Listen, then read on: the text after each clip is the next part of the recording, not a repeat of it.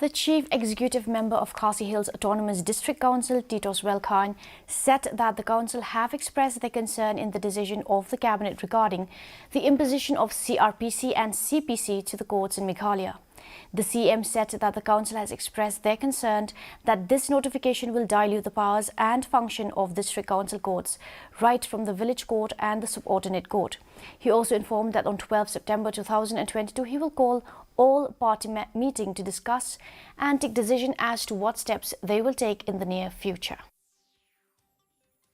Once the government has given this notification, the powers and function of all our district council court will be diluted.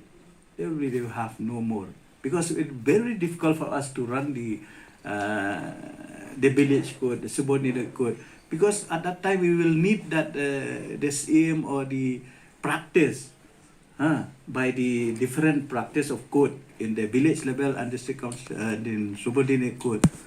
All they have to pass LLB, because so far any case taken up in the village court and the subordinate court, we are taking only the spirit of the CRPC and CPC. And now for the weather report.